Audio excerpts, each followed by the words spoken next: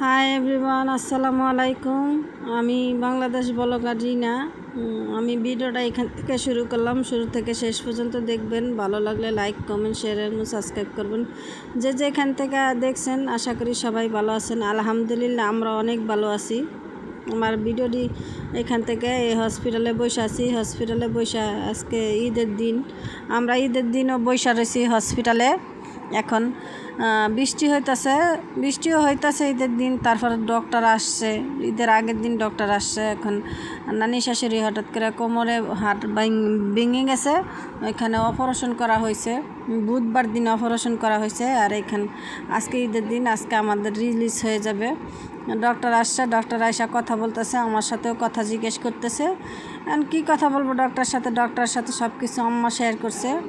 পারিবারিকভাবে কী হয়েছে না হয়েছে সব কিছু শেয়ার করছে। আর ডক্টর ওনাদের কাছে বলতেছে, আর আমারে জিজ্ঞেস করতেছে আপনি কি লাগেন। পরে আমি বলছি নাতবউ। বলতেছে আপনিও দোয়া পাইতেছেন। তারপর আমার নানি শাশুড়ি দইরা হাঁটাইতেছে ডক্টরে, যে অকারে হাঁটাইতেছে। তার স্টুডেন্টকে বলতেছে যে তোমরা ভালো করে ওনার চিকিৎসাটা করো, আর ওনার কালকে রিলিজ দিয়ে দিবা। সেই জন্য তাড়াতাড়ি করে উনি কাজকাম শেষ করতেছে। আর আজকে ড্রেসিং করে দিয়ে যাবে ডক্টর, কিন্তু আজকে করবে না। আর আমার নানি শাশুড়ি এইভাবেই থাকবে। কালকে আইনা তারপরে ড্রেসিং করে দিয়ে কালকে আমাদেরকে ঈদের দিন আমাদেরকে রিলিজ দিবে।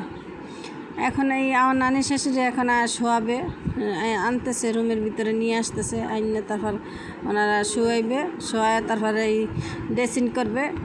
ড্রেসিং করে দিয়ে তারপর ওনারা চলে যাবে। এখন যে আমরা বাসায় যাব পরের দিন সকালবেলা বসে রয়েছি, আমরা ভালো লাগতেছে না। ডাক্তারের সাথে কথা বলতেছি, ডাক্তার কথা বলতেছে আর করতেছে।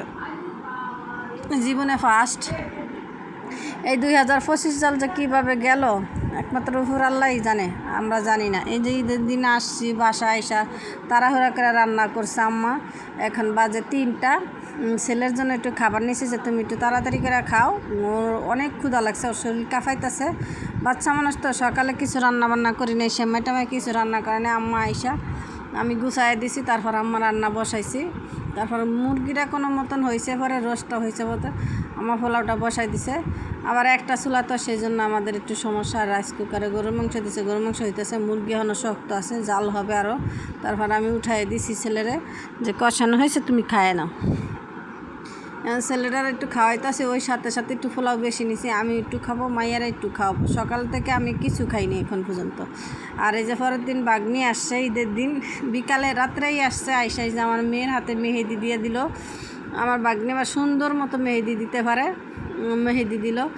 আর আমি আবার এই যে ওইগার আমার ননদের সাথে বসে রয়েছে, আর মেহেদি দিল, দুষ্টামি করলো, খাওয়া দাওয়া করলো। আর মেয়ে মেহেদি দিছে দেখে হাতে খাইতে পারে না। এই যে রাইসা আমার বাগনি খাওয়াই দিতেছে আর কথা বলতেছে, আর হাসাহাসি করতেছে। আমার ভিডিওটা যে যেখান থেকে দেখেন আশা করি সবাই দেখবেন। আর আমার ভিডিওতে লাইক দিবেন, শেয়ার করবেন, কমেন্টে জানাবেন, আর আমাদের পাশে থাকবেন।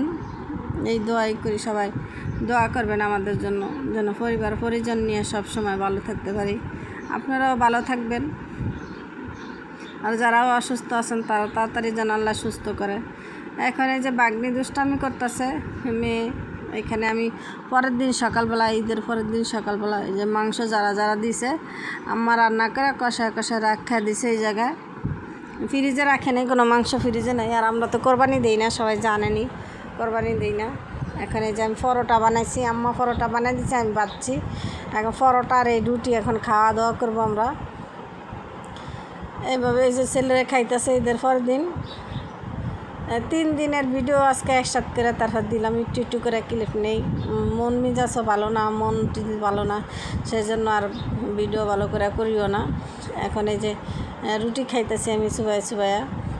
মাংসর ঝোল দিয়ে রুটি খেতে অন্যরকম একটা স্বাদ লাগে আমার কাছে, এই কোরবানির মাংসর ঝোল দিয়া। সেজন্য আমি 1 পিস আলু, একটু তেল আর একটু ঝোল নিছি, নিয়ে আমি খাইতেছি। এখানে আম্মা আমার সাথে আমি বলতেছি না সকালবেলা এত খাওয়া যায় না। আর আসলে সকালবেলা আমি বাড়ি খাবার খাইতে পারি না। এই 12টার সময় ছেলেরে মালটা কাইটা দিতেছি এখানে বসেই, কিন্তু বটিটা একটু দাঁড় নাই। ছুরিতে কাটবো, ছুরিতে কাটতে গেছি, ছুরি দিয়েও ধান নেই, বটিতে কাটবো, বটিও ধান না। সেই জন্য আমি কী করলাম, এখন এইভাবে চেরের মধ্যে বটি নিয়ে কাটতেছি, একটু ধান না, কিন্তু রসগুলি সব পড়ে যেতেছে, সম্পূর্ণ সব রস পড়ে যেতেছে। 1.5টা মালটা কাটছি আমি আর আম্মা খাবো, আর কেউ খাবে না। ছেলেরা বলতেছি, ছেলেও খাইতেছে না, মেয়েও খায় না, মেয়েও খাইতেছে না। এখন নানিরে সারতেছি, নানিও খাইবে না।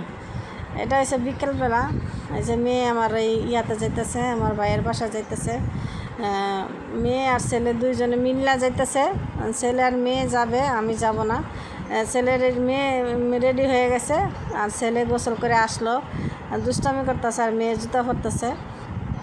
মেয়ে বেশি সাজতে পছন্দ করে না, আর বেশি সাজেও না, সিম্পলভাবে সাজতে থাকে, সিম্পলভাবে থাকে, সিম্পলভাবে থাকতে পছন্দ করে। সেই জন্য সিম্পলভাবেই ও সাজছে, ও বেশি সাজে নেই। এই ড্রেসটা আইনা দিয়েছিলাম সানরাইজের দিন, ঈদের আগের দিন বিকালে যায়, তারপরে এই ড্রেসটা আইনা দিছি।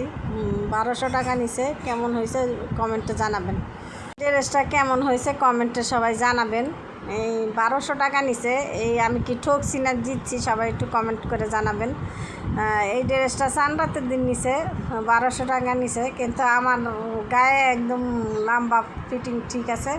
আর মেয়ে একটু লম্বা বেশি, তো আমার থেকে মেয়ে লম্বা বেশি, এই জন্য ওর কাছে একটু শর্ট লাগতেছে, আর একটু দেখতে শর্ট লাগতেছে। আর এখানে যে আমি বসে রয়েছি, আর ওই কাপড় চোপড় ধুমু, ধুয়ে দেয়া পরিষ্কার করবো, ধুমু হেবার যারা মিলমু, ওই ভিডিও আপনার সাথে শেয়ার করতেছি। আর এখানে আমি বসে আছি, কথা বলতেছি, আপনাদের সাথেই কথা বলতেছি, কিন্তু আমি কথাগুলি তো পরে কাইটা দিছি, আর কথাগুলি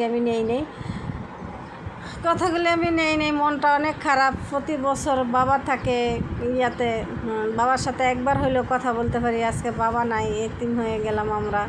তারপরে এতিম মানুষরা কেউ জিজ্ঞাসা করে না, আর যার মাথায় তেল থেকে তারে সবসময় সবাই আপ্যায়ন আদর করে, কিন্তু যার তেল নাই মাথায় তারে কেউ জিজ্ঞাসা করতেও আসে না, আর কেউ জিজ্ঞাসা করে না। হোক বাপের বাড়ি আর হোক স্বামীর বাড়ি, কেউ জিজ্ঞাসা করতে আসে না। আর যদি কিছু সত্য কথা সামনাসামনি বলা যায়, তাইলে তো তার মতো শত্রু মনে হয় আর দুনিয়াতে নেই। আল্লাহ তো বলছে যে তুমি সত্য কথা বলো, সৎ পথে চলো। আল্লাহ, আমি সৎ পথে চলতেছি, সত্যি কথাই বলতেছি, কিন্তু কিছু মানুষ আছে এই সত্য কথা বলতে গেলেই গলার মধ্যে ছুরি বসায় দেয়। তা কী হয়েছে, একদিন না একদিন আল্লাহ দিতেও পারে। আল্লাহর কাছে ধৈর্য ধরার মালিক, ধৈর্য ধরা, আল্লাহ বলছে তুমি ধৈর্য ধরো, আমি আছি। তা আমি ধৈর্য ধরতেছি, কিন্তু আল্লাহ একদিন না একদিন দিবে, এই সফলতা ফিরাইবে। কিন্তু আজকে বাপের বাড়ির মানুষগুলিও একটু খোঁজ খবর নেয় না, শ্বশুর বাড়ির মানুষ তো আছেই, ওইখানেই ঝগড়া হলে যাই কোনো জিনিসে হোক, মেয়ের লোকরা ঝগড়া লাগলে কোনো দিনই বাপের বাড়ি যাবেন না। বাপের বাড়ি কয়দিন থাকা যায়, 2 দিন 3 দিন থাকেন না, পরের দিনের থেকে আপনারা ফোঁটা দিয়ে কথা বলতে থাকবে। এই কথাটা, আমার কথাটা বিশ্বাস না হলে আপনারা করে দেখবেন। এখানে যে আমি কাপড় চোপড় ধুয়ে নিছি। যদি আমার ভিডিওটা ভালো লাগে, সবাই লাইক, কমেন্ট, শেয়ার এবং সাবস্ক্রাইব করুন। আমার ভিডিওটা সবাই দেখবেন, আর দেখা হবে নতুন একটা ভিডিওর সাথে। তো ততক্ষণ পর্যন্ত সবাই ভালো থাকবেন, সুস্থ থাকবেন, আমাদের জন্য দোয়া করবেন। দেখা হবে নতুন একটা ভিডিওতে। আসসালামু আলাইকুম। এখন আমি এই কাপড় চোপড় মিলে দিছি, ঘরে আইনা কিছু মিলছি, কিছু বাইরে মিলছি।